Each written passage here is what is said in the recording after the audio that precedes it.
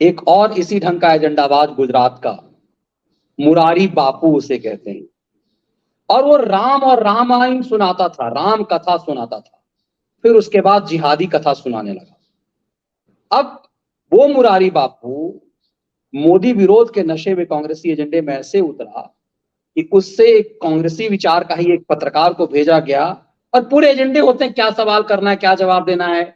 उससे पूछा कि नरेंद्र मोदी के कार्यकाल को कितना मार्क्स देते हो, तो उसने जो जवाब दिया वो सुना जाएगा। इस लोकप्रियता के बाद भी जरा सा सुनिए इसे कि क्या जवाब दिया है मुरारी ने। प्रेम धर्म लेकर प्राइमरी स्कूल में टीचर था, 100 मार्क्स का पेपर हो तो 35 में पास कर दिया। कभी कोई कमजोर छात्र हो 30 लाए, हम 5 रुपया गुण दे दिए। तो मेरे पुष्प जो है, मेरे फ्लावर्स जो है दुनिया भर के, तो करीब 30 मार्क्स लेकर के, प्रेम धर्म लेकर के। तो अभी जो स्थिति है बापू, उसमें 100 में कितने मार्क्स देंगे आप? 30 देंगे, 35 देंगे, या डिस्टिंक्शन के साथ यहाँ की राजनीति को आप अव्वल? मैंने जो आकलन किया है वो 30 मार्क्स तो मैं दे ही सकता हूँ, सिर्फ 30। ये बहुत बड़ी बात है। और 5 कृपा गुण परमात्मा डाले, पास हो जाएगी। प्राइमरी स्कूल में टीचर था। देखिए, ये पत्रकार जो सवाल पूछ रहा है, क्योंकि मेरे साथ ये काम किए हुए है और मैं जानता हूं, असाइनमेंट पे था उस समय, रिपोर्टर नहीं था, आपने उससे रिपोर्टर बाद में बनवा लिया गया। ये पहले ही कह रहा है कि 30 मार्क्स देंगे या 35 मार्क्स देंगे।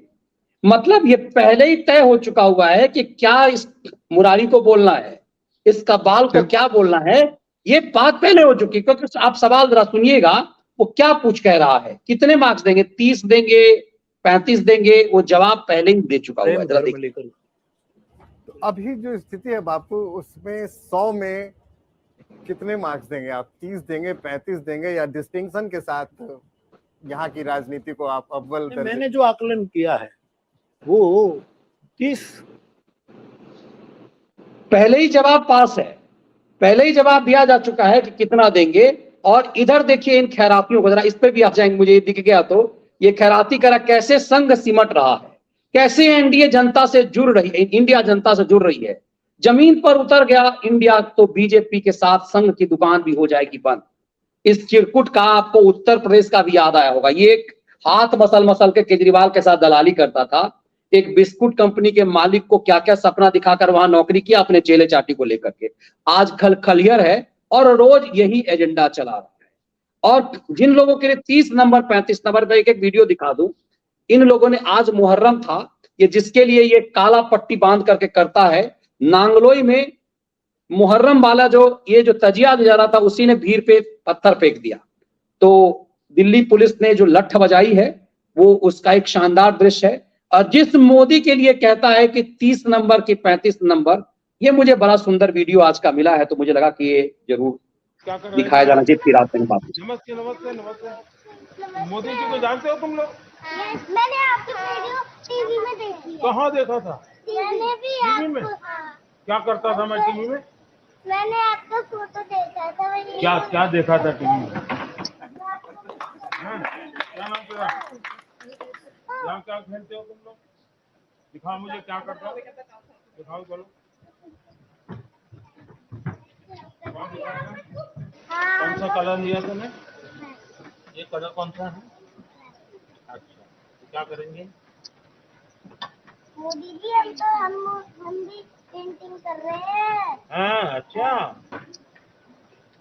मोदी जी आप हमारे साथ फोटो? अच्छा।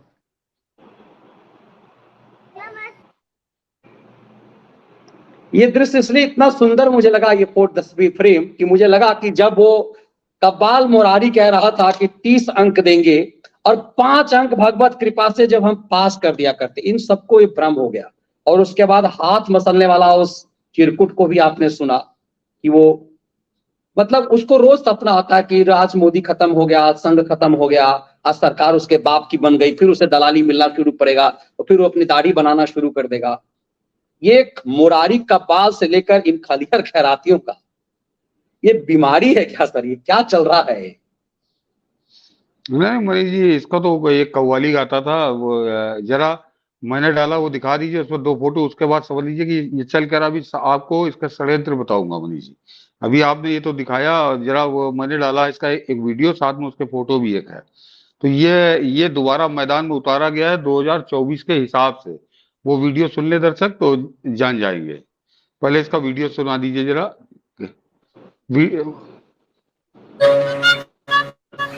या हुसैन,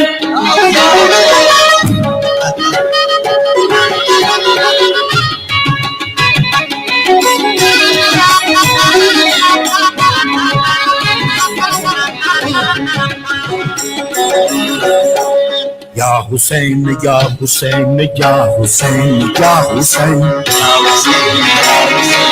या हुसैन या हुसैन।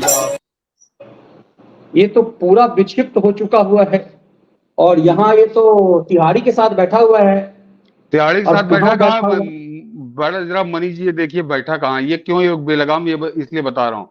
देखिए बैठा कहाँ है, देवादिदेव महादेव बाबा केदारनाथ धाम के धाम और में ये ही देखिए अपना। काला, और काला वो जो है कुर्सी पर, जैसे योगी आदित्यनाथ हर कुर्सी पर उनका भगवा होता है, इसने काला वो डाला हुआ है, और तिहाड़ी भी काला पहन करके आया हुआ है। हाँ, ये इसने ये मनीष जो जी बहुत वो राष्ट्रवादी बनता है ना लोगों के लिए, तो समझ ये लीजिए अरे तिहाड़ी का एजेंडा। ये अपने गले में भी, ये अपने जरा पहले मेरा ट्वीट पढ़ दीजिए मनीष जी, उसके बाद दर्शकों को समझ में। ये अपने गले में भी काला काला दुपट्टा डाले है, वहां पे भी काला है। जो जो बगदादी और अयातुल्लाह खुमैनी के काला रंग जो बहुत प्रिय था।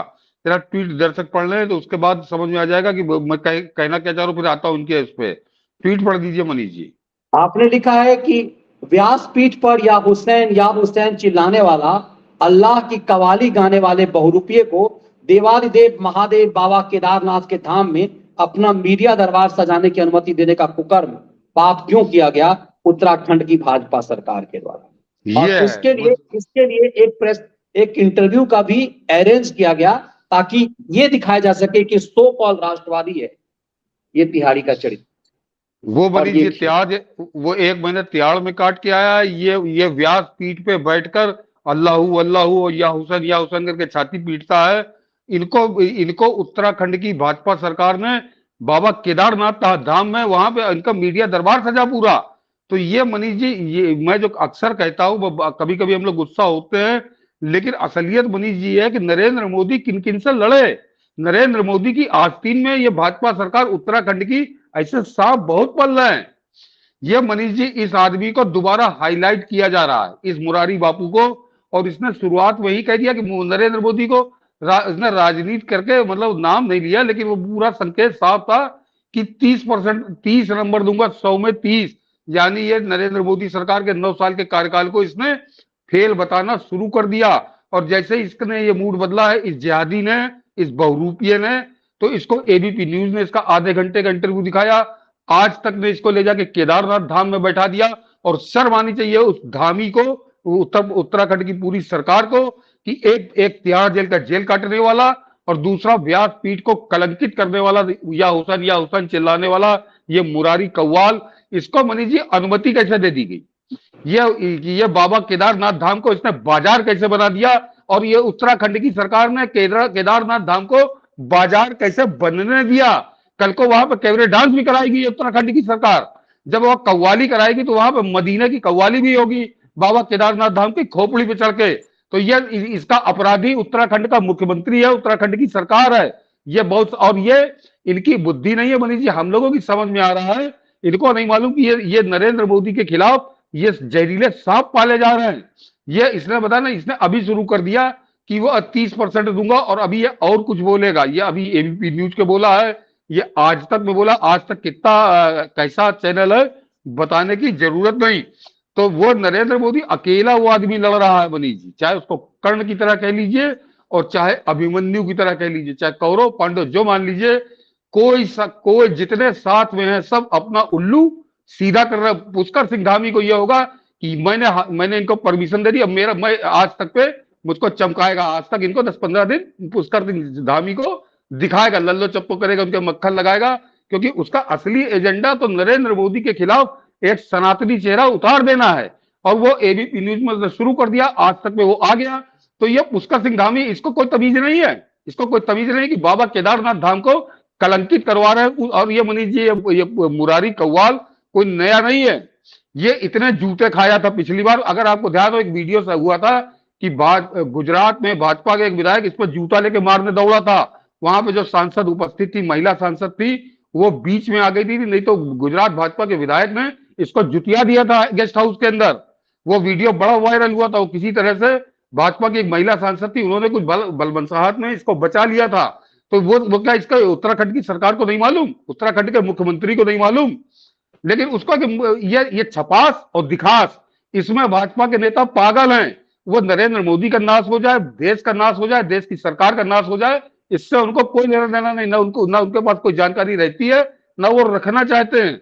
उन्होंने मनीष जी केदारनाथ धाम पे बैठा के आज तक चैनल पे इंटरव्यू करा के, यानी इस मुरारी कव्वाल का जो हिंदू शकल नहीं देखना चाहते, उसको दोबारा स्थापित किया जा रहा है मनीष जी 2024 के लिए।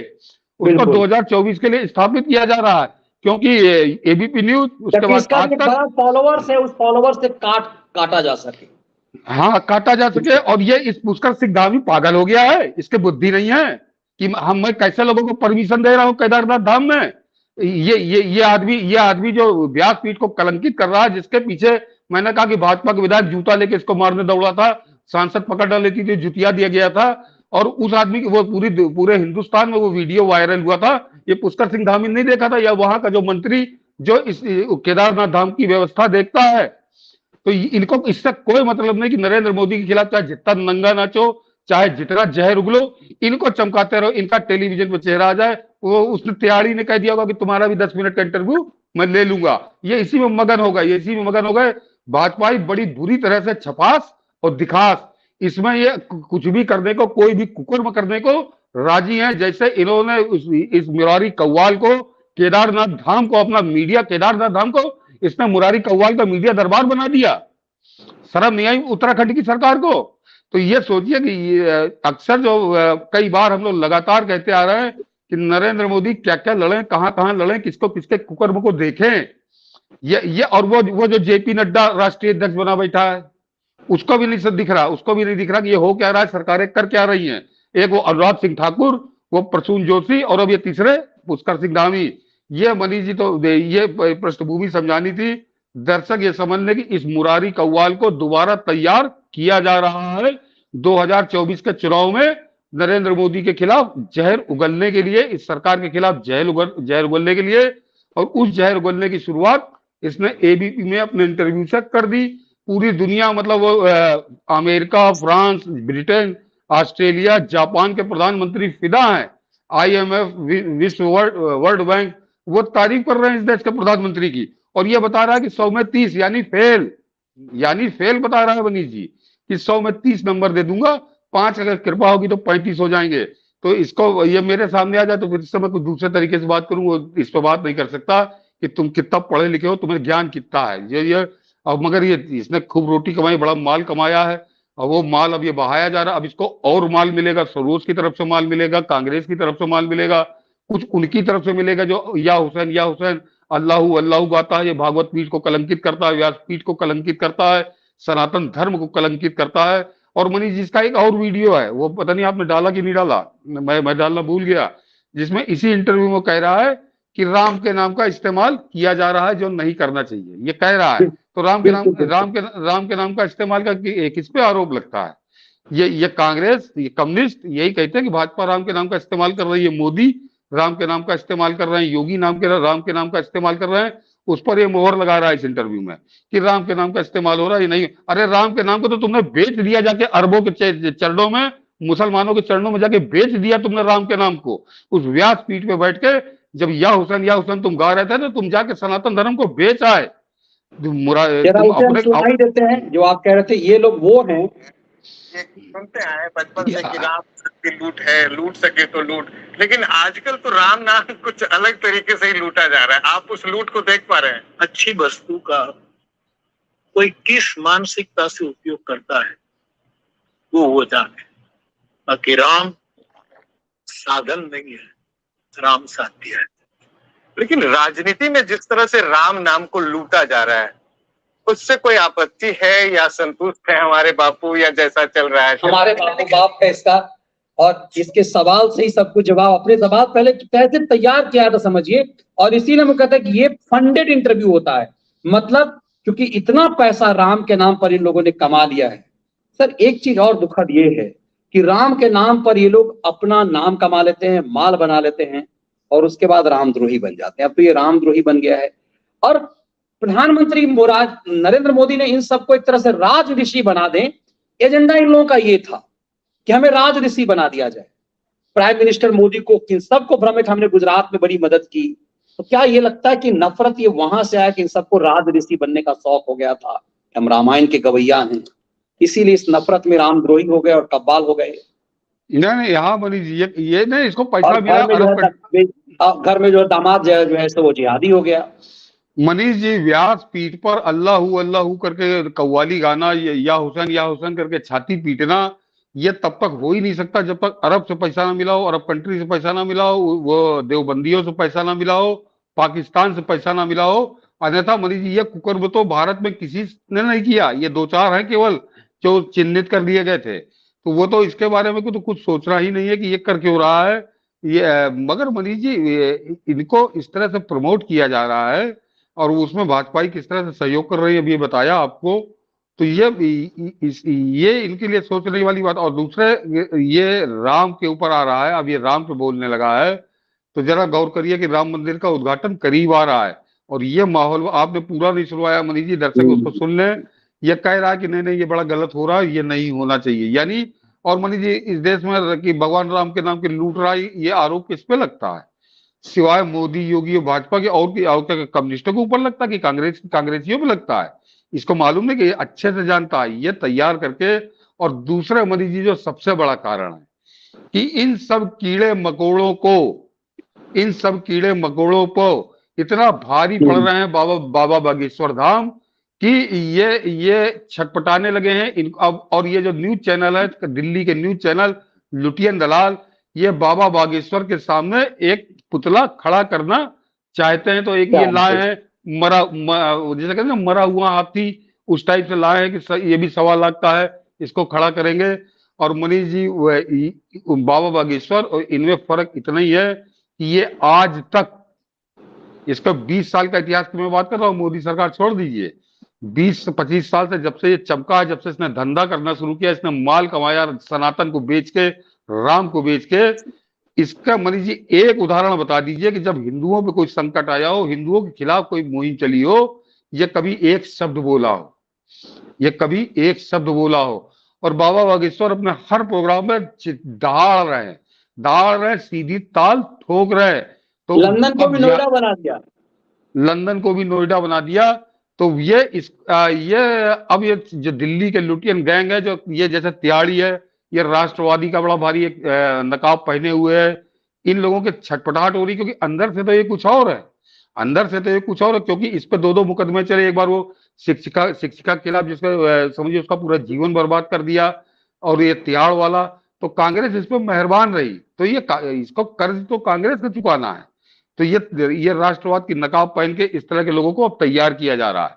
तो ये जरा दर्शक समझ में सावधान रहे। इसलिए आज इसका काला चेहरा, इसको अपने गिरेबान में जग। मैं कहता रहा हूं, मैं चैलेंज करता हूं इस मुरारी कव्वाल को कि जरा ये बताए कि जब कांग्रेस ने राम सेतु खिलाफ हलफनामा दिया, तब जब कांग्रेस ने वो औरंगजेबी कानून बनाया सांप्रदायिक दंगे वाला, तब अभी जब कन्हैया लाल की गर्दन काटी गई, तब जब उमेश कोले की गर्दन काटी गई, तब जब लखनऊ में कमलेश तिवारी की गर्दन काटी गई, तब, क्योंकि ये सब हिंदुत्व के मुद्दे में मनीष हुए थे।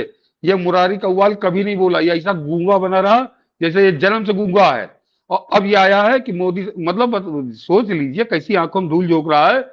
इसको लग रहा है कि नरेंद्र मोदी की सरकार को 100 में 30। तो ऐसे लोगों के लिए फिर हाथ में जूता ही होना चाहिए, और दूसरा कोई उपाय है नहीं। बिल्कुल, और इसीलिए हमने उन बच्चों का दिखाया कि ये 100 में 30 बांटते रहे, लेकिन मासूम क्या बता रहे हैं, वो फ्रेम मुझे बहुत शानदार लगा, तो हमने इसीलिए बताया। मेहुल जी का एक ट्वीट है, सुपर चैट है, कह रहे मोदी गोल, जितनी रात बढ़ाएंगे उतना सूरज उगाऊंगा। ये बहुत महत्वपूर्ण है। नहीं, मेहुल जी से मैं मेहुल जी से एक बात कहेंगे कि इसका गृह जनपद गुजरात है, ये गुजराती बता के भी खुद को बेचता है, तो पहले गुजरात में इसके खिलाफ जन जागरण कराइए। इसको जब घर में जूते पड़ेंगे तब ये दुरुस्त होगा। बिल्कुल, और हमारे व्यूअर्स चूंकि बड़ी संख्या में गुजराती है, तो सबसे आग्रह होगा कि ये गुजराती कव्वाल जो है, इसने जो गड्ढा खोदने की साजिश की है, आज गुजरात का गौरव देश में बढ़ा है। एक समय आजादी की लड़ाई के समय भी था, सरदार पटेल देने वाला गुजरात है, गांधी देने वाला है, और उस गुजरात को जिस ढंग से पिछले कुछ दिनों में एक षड्यंत्र किया गया उस गुजरात के खिलाफ, तो ये फिर एक गुजराती से षड्यंत्र कराया जा रहा है, पाप। इसीलिए इस कव्वाल के खिलाफ गुजरात से ही आवाज उठनी चाहिए, इसका बाइकाट वहां से होना चाहिए, ये ज्यादा महत्वपूर्ण है। नहीं मनीष जी, मैं उनका नाम भूल गया, गुजरात से ही शुरुआत हुई थी मनीष जी, वो गुजरात के बिल्कुल, भाजपा गुजरात से ही विधायक। आसिफ जी कह रहे हैं कि गुजरात में से कोई नहीं पूछता है, लेकिन इसका बाइकाट वहां से यदि गुजरात से शुरू हो जाएगा तो निश्चित रूप से ये जारी रहेगा, क्योंकि इन सबको बहुत महत्वपूर्ण सर आपने बात उठाई है। मुझे लगता है कि एक विश्लेषण हम लोगों को बागेश्वर सरकार और बाकी इन चिरकुटों को लेकर के एक अलग विश्लेषण कल संडे है तो हम लोग इसी पे करें कि मुरारी, ये बागेश्वर सरकार बनाम ये ढोंगी जितने हैं, ये बापू, इन सब को लेकर के मुझे लगता है कि आप एक फैक्ट यदि तैयार करें तो चूंकि इन लोगों का जो पाप है उसे खोला जा सके बहुत बेहतरीन तरीके से, तो अलग से एक शो मुझे लगता है कि सर अब मनीष जी करना बहुत जरूरी, क्योंकि अब ये पहले एबीपी फिर आज तक, अब ये इसका मतलब इसमें संकेत दे दिया है कि 2024 में ये ताल ठोकेगा कांग्रेसियों की तरफ से, मुसलमान इस्लामिक ताकतों की तरफ से। और वो बिल्कुल आपने सही इंगित किया, जरा इसके इशारा समझ लीजिए कि वो बाबा केदारनाथ के चरणों में बैठा है, गले में काला गमछा डाले है, कुर्सी पे काली चादर डाले हुए है, वही काला जो कांग्रेसी सदन में नाच रहे थे, या बगदादी लोगों को गला काटते समय करता था, या आयतुल्लाह खुमैनी लोगों को फांसी चढ़ाते समय वो काला लवादा ही ओढ़ता था। मुसलमान औरतें काला बुर्का ओढ़ती हैं, तो सोच लीजिए ये किस कदर जिहादी मानसिकता का हो चुका है। और ये बार बार मैं कह रहा हूं कि गुजरात वो विधायक जो थे, मैं उनका नाम भूल रहा हूं, कि उन्होंने रास्ता दिखाया था, वो इस पर टूट पड़े थे, वो महिला सांसद थी कोई, उन्होंने रोक लिया था, लेकिन शुरुआत गुजरात से हुई थी, और ये वो शुरुआत जरा ज्यादा होनी चाहिए। बिल्कुल, और इसीलिए सिलसिला जारी रहनी चाहिए, और इसीलिए हम लोग अक्सर कहते हैं कि आपको पहचानना सबसे ज्यादा महत्वपूर्ण काल नेमी को है। इसीलिए ये सनातन का आवरण ओढ़े हुए हम खैराती पांडे से ज्यादा तिहाड़ी इस चिरकुट के ऊपर क्यों बोलते हैं, अदालत लगाने वाले संपादकों के ढोंग को क्यों समझाते हैं, क्योंकि ये ज्यादा खतरनाक हैं, क्योंकि इन्हें ये काल नेमी हमें अपना बन करके हमारे अंदर घुसना चाहते हैं। एक और उदाहरण बता दूं कि बाबा बागेश्वर तो बहुत मुखर है, नौजवान है इस समय। एक और संत उनको हम लोगों ने उस दिन दिखाया भी था कि जब ये आदि पुरुष पर, भगवान राम पर हमला हुआ, तो वो कभी नहीं बोलते, किसी मुद्दे में नहीं बोलते, केवल धर्म और अध्यात्म की बात करते हैं। वो वृंदावन के बाबा प्रेमानंद, जिनके यहाँ वो विराट कोहली और अनुष्का शर्मा उनके दर्शन करने अभी गए थे, वो बाबा प्रेमानंद का भी धैर्य का बांध टूट गया था। जब आदि पुरुष आई थी तो वो बिल्कुल आग बबूला होके, मतलब उतना गुस्से में मैंने कभी उनको बोलते ही नहीं देखा कि किस तरह से उन्होंने बयान दिया था। तो वो आदमी, उनकी किडनी खराब है मनीष जी, 9 साल से बताते हैं, 9 साल से वो डायलिसिस करा रहे हैं, तब वो कितनी बुरी तरह से गरजे थे, सबने देखा होगा, जो उनको फॉलो करते हैं, बड़ी उनकी फैन फॉलोइंग है। लेकिन ये मुरारी कव्वाल एक शब्द नहीं बोला था। तो ये सोच लीजिए, ये ढोंगी, बहुरूपिया, काल नेमी, मारीच, इनको क्या कहा जाए, इनसे सावधान रहिए और इनके खिलाफ जिहाद शुरू करिए। वही इनके लिए। कुछ लोग लिख रहे हैं कि सतीश जी ये मुरारी कव्वाल जो आउटडेटेड हो गया है, सतीश जी भी यही कह रहे हैं आउटडेटेड हो गया है, लेकिन साजिश समझिए कि इसे कैसे रिलॉन्च किया जा रहा है। बस कैसे रिलॉन्च किया जा रहा है समझने की जरूरत इस बात को है।